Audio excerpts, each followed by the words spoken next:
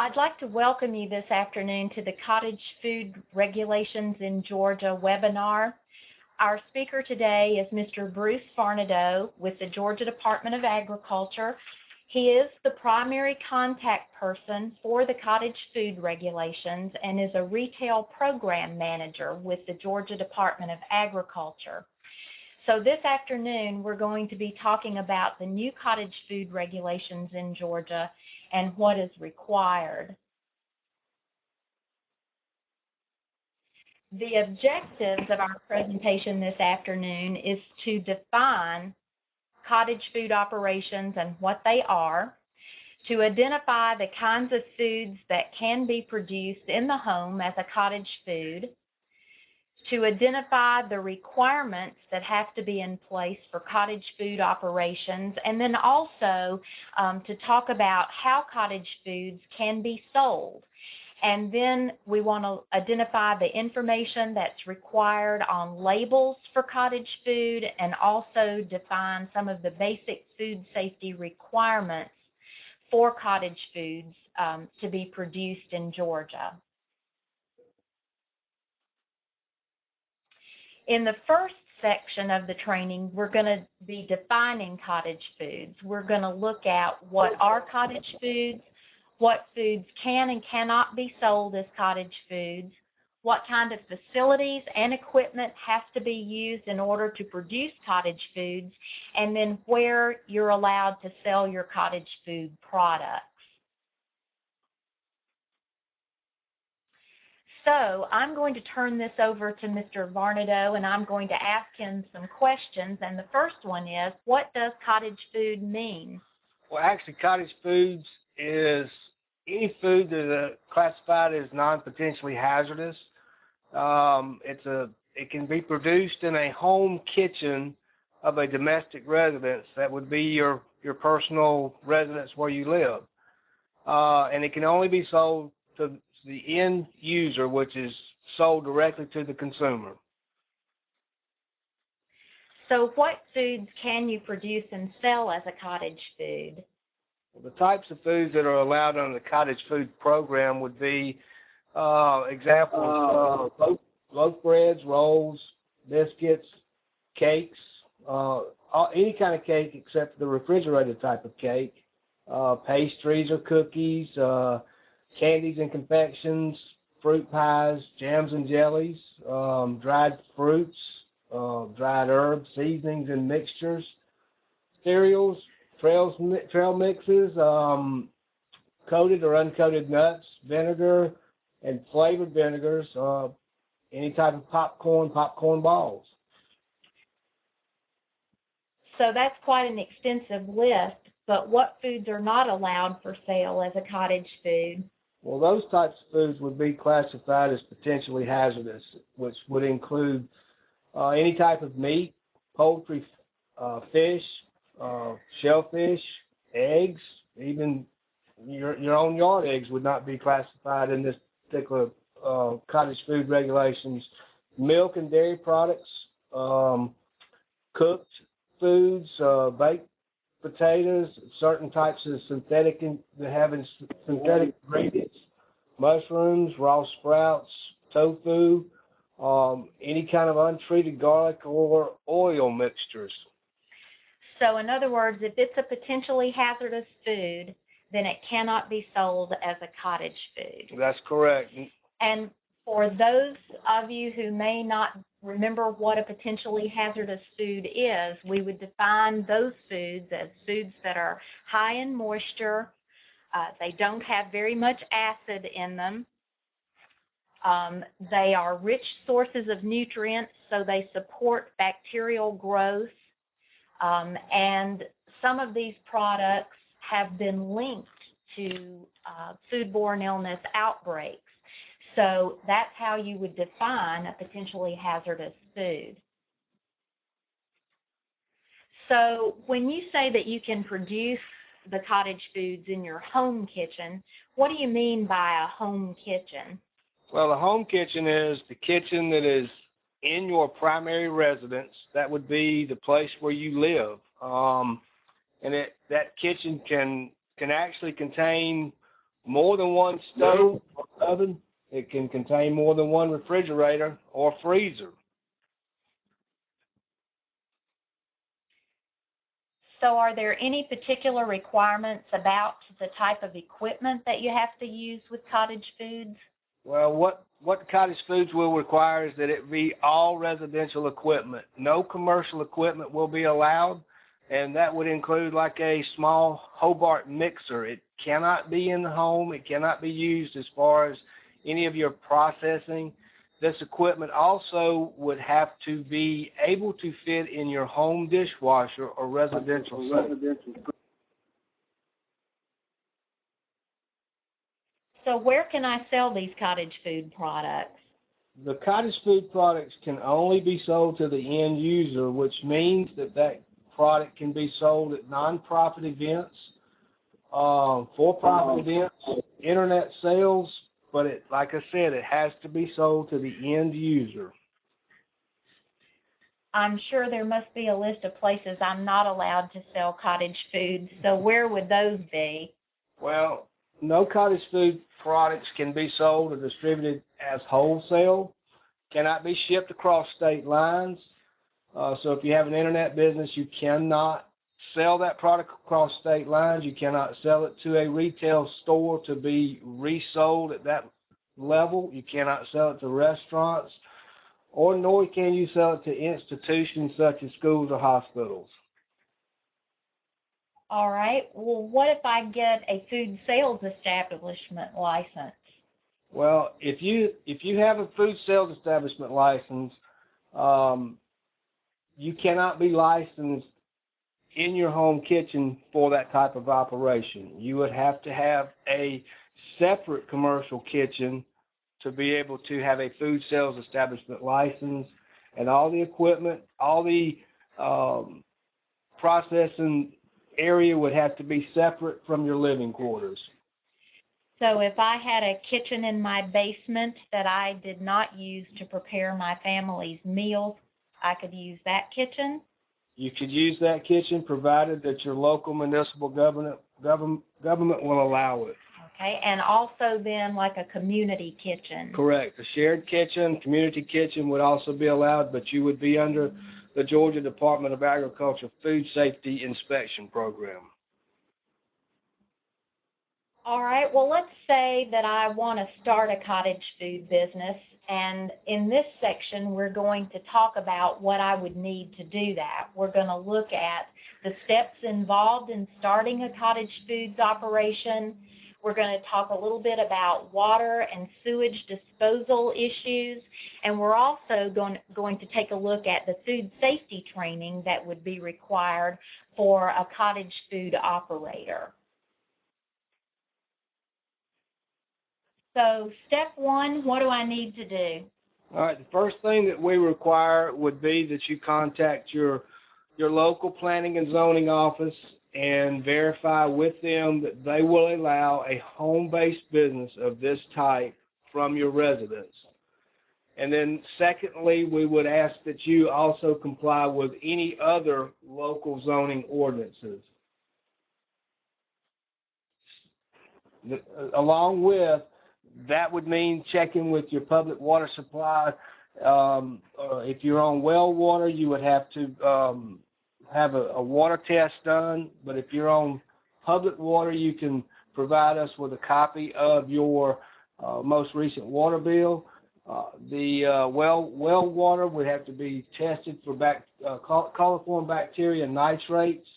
The Department of Agriculture will do that test for a nominal fee of $100, or you can check with your local extension office or your environmental health office. Some of those places might also be available to do your testing. There are some requirements if you're using a well that's on your property, so talk a little bit about those requirements. Okay, with private well water operations, the well cannot be less than 25 feet deep. The water cannot be cloudy in color, and it cannot be the well cannot be located below a ground pit. Cannot have a buried wellhead. The cap has to be sealed. The well has to be sealed, capped, or no cracks, no openings around the pipes.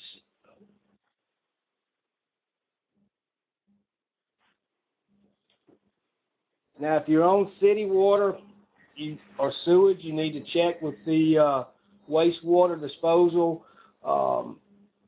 government office to make sure that they're going to allow you to do that.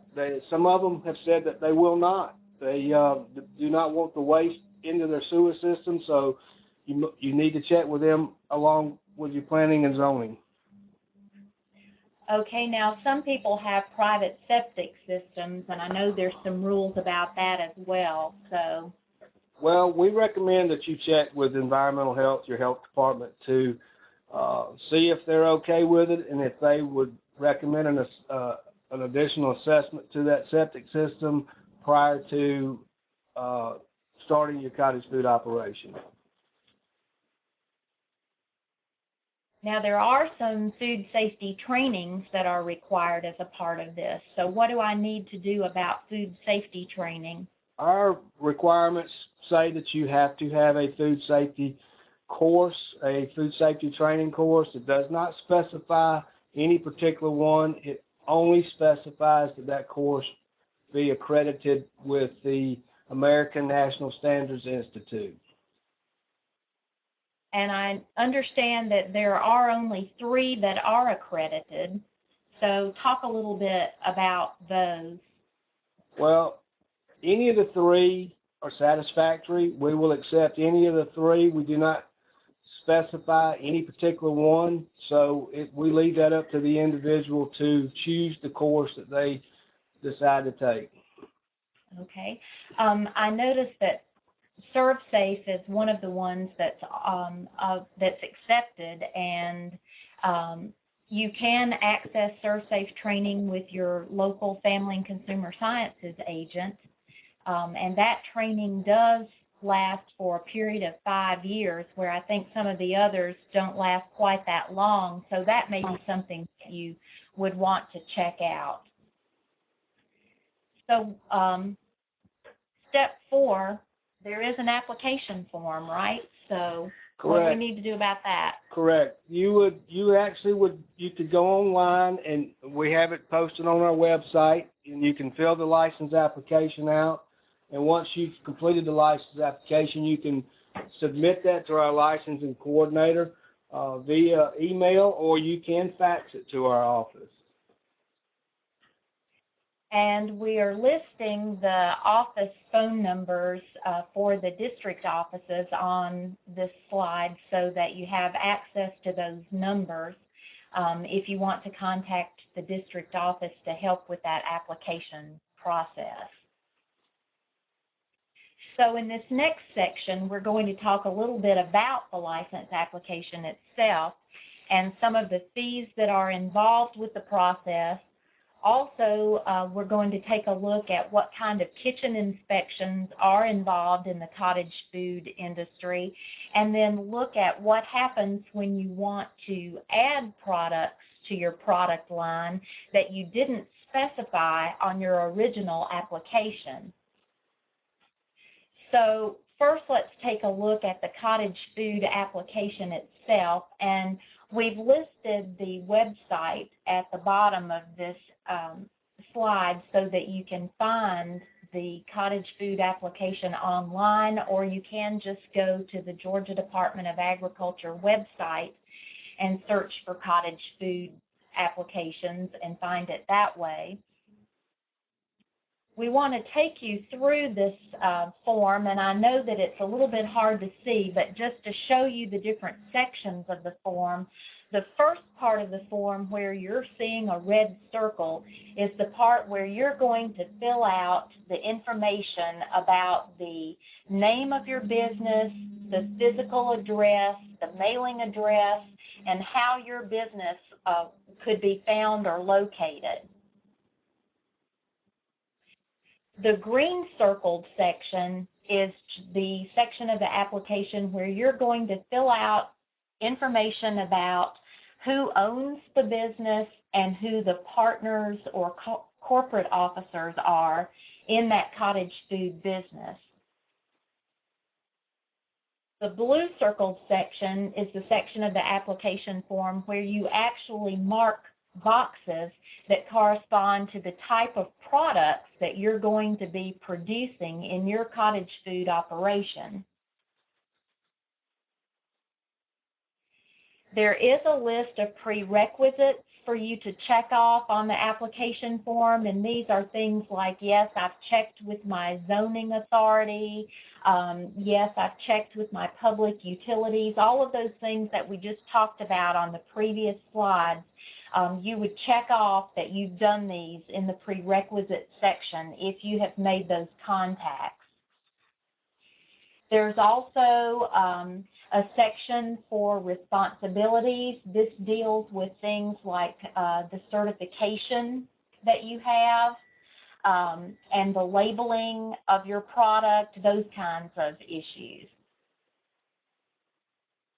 There is a section that talks about right of entry, and what that is talking about the Georgia Department of Agriculture being authorized to enter your kitchen and inspect that facility when you're starting your business. And then there's a section of information about the application fees that are involved. And we're going to talk a little bit about the fees. So tell us a little bit about what kind of fees we're looking at. Okay, cottage food fees are $100 yearly. That would be for new operators applying after June the 30th, they would only have to pay $50. So as of today, you cottage food operator would pay $50, and then January 1st would pay an additional $100. All right, there is a section we said that lists the products you plan to sell. So tell us a little bit about what you do with that section.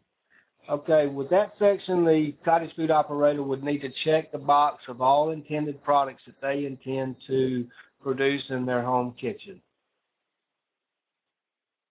Now, am I going to have my kitchen inspected? Yes, the kitchen will be inspected as a pre-operational inspection. We will only re-inspect that kitchen on a complaint basis or a foodborne illness outbreak. We will re-inspect that kitchen if you decide to add another product off the product list at a later time. So if I decide that now, instead of just making bread, I also want to make the jam and jelly to put on my bread, what do I have to do? You would need to fill out another application, add that to the product list. You would pay an additional license fee, and the kitchen would have to be re-inspected again. We are going to cover in this next section some special questions that people may have about cottage foods. We want to talk a little bit about some of the additional licensing questions. We want to talk a little bit about product questions and also a little bit about facilities questions.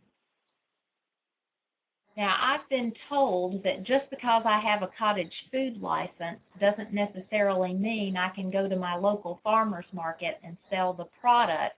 I understand that some of the markets may require their vendors to have a food establishment license. Is that true? Can they require that?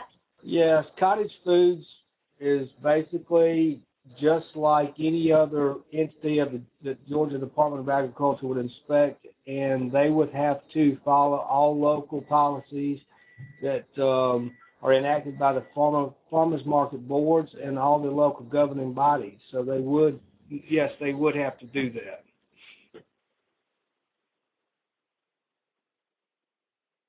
Now, I want to produce and sell some cooked vegetable products like salsas, tomato sauces, spaghetti sauces, breads with roasted vegetables as cottage foods. Can I do that?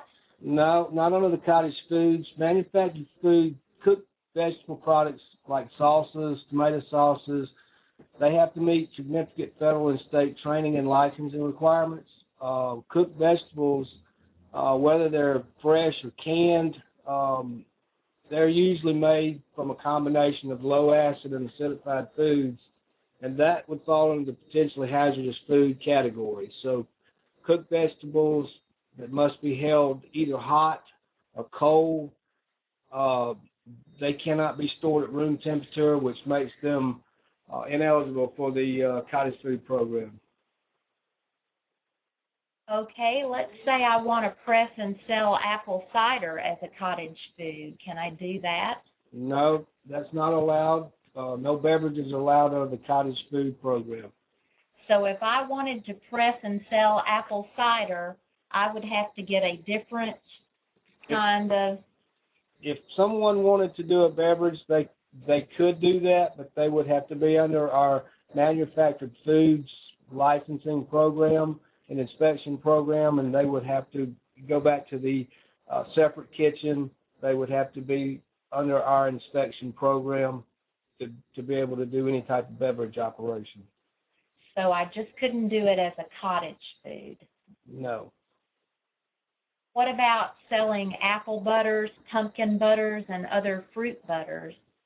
No, that's not allowed under the cottage foods program either. The fruit butters have less sugar than jams and jellies, and the combination of sugar and pectin is not large enough to assure safety. Spoilage could occur, and that could create an environment that would allow CBOT to actually start in that product and cause a foodborne illness. And we know that botulism is a very deadly type of food poisoning, so that's definitely something that we would want to avoid. So what about making and selling things like jerky, dried meats, as cottage foods? Okay, meats, once again, are classified as potentially hazardous foods, so that would not be allowed under the cottage food program. I know a lot of people may wonder if they can use their homegrown fruits and vegetables in baked goods. So is that a possibility?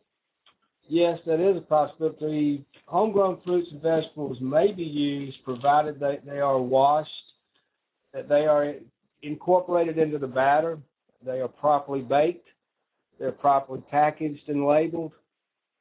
But the fruits or the vegetables cannot be used as a decorative or a garnish on the baked goods. So they actually have to be in the batter and they have to be cooked in order to use those homegrown fruits and vegetables. What if I can them? Can I use them in the baked goods at a later date? Once again, home canned products are classified under the potentially hazardous food group, and they may not be used in any of the cottage food preparation, and so no commercially canned products in baked goods such as canned pumpkin or fruit pie fillings may be allowed. Okay.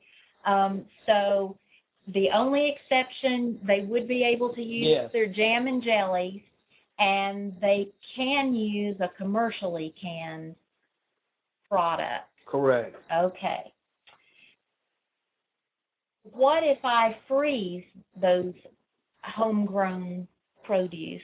Can I use frozen homegrown produce in baked goods at a later date? Homegrown produce may be frozen, and it can be baked into the goods if they're incorporated in the batter. They're properly baked, properly packaged, and properly labeled. But the fresh fruits and vegetables, again, cannot be used to decorate or garnish on top of the baked goods.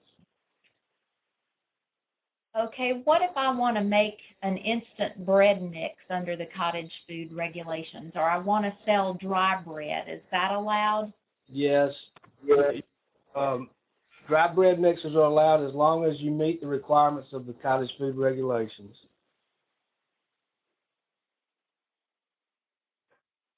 We always hear people or see people wanting to sell honey and syrup. What about that under cottage food regulations? No, honey and syrups are not covered under Cottage Food Regulations. You need to contact the Georgia Department of Agriculture Food Safety Division if you need more information on these products.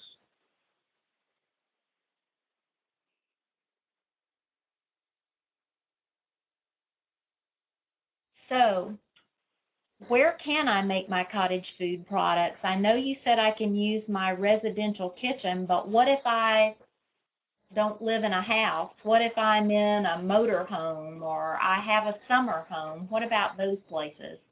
Okay, according to the Cottage Food Regulations, you have to use your primary residence, your primary resident kitchen. Now, if your motor home is your primary residence, you can use that kitchen for your cottage food operation. If you have a summer home, if that's where your primary residence is, you can use that. You cannot use an outbuilding such as a shed, a barn, or you cannot use a rented or shared kitchen to operate a cottage food program.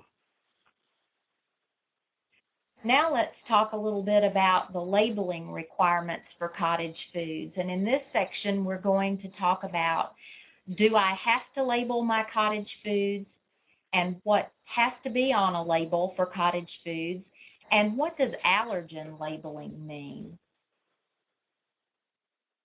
So what does have to be on a label? Okay, the label must contain the name and address of the cottage food operation. It must contain the name or description of the product. It also has to include the ingredients of the product, which has to be in descending order of predominance by weight. It also must contain the net weight or net volume of the product.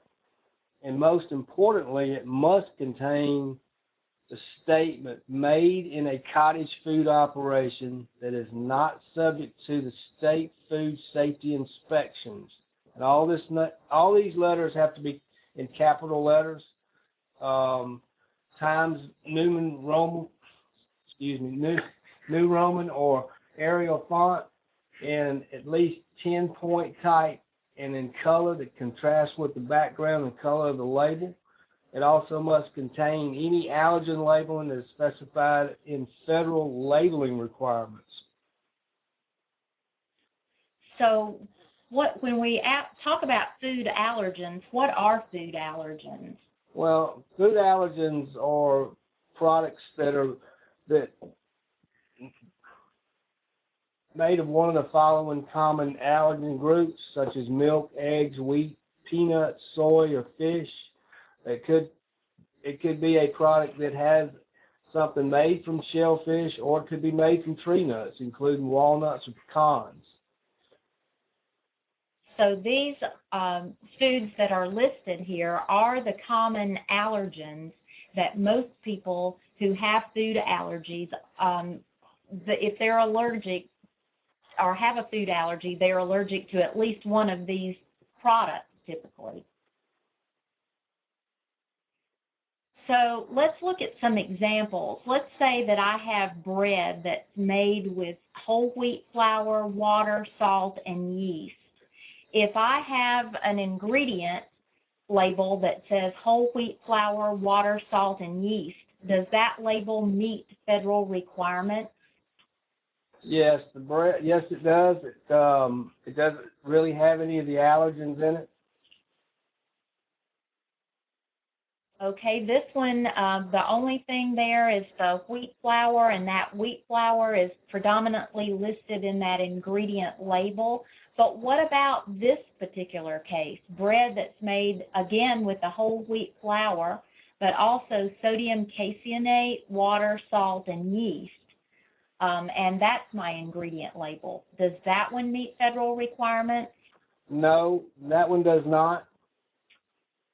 Because in this particular case, this bread has an ingredient that's made with a sub-ingredient that's an allergen, and that would be sodium caseinate, because that one is made from milk.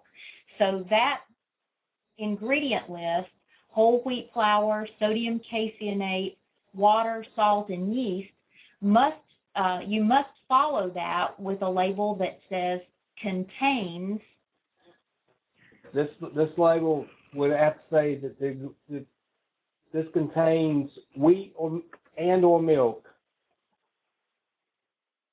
Okay, so this one would have to say it contains wheat and milk because wheat and milk are allergens.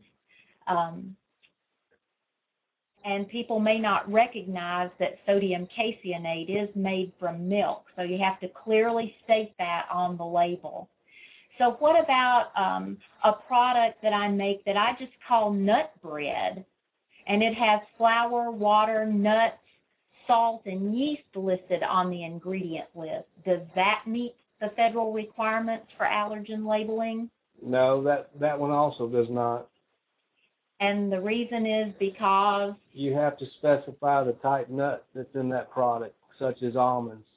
So the ingredient list would have to include flour, water, salt, yeast, and the particular type of nut that's in the product. So what about general food safety rules? Well, as with any product produced for sale in the state of Georgia, good basic food safety rules must be followed, and anyone can find those at the Georgia Department of Agriculture website in our food safety division. All right, so for more information about cottage foods, you can contact the Georgia Department of Agriculture Food Safety Division, and their phone number is 404-656-3627. You can also fax them at 404-463-6428, or you can go to their website at www.agr.georgia.gov.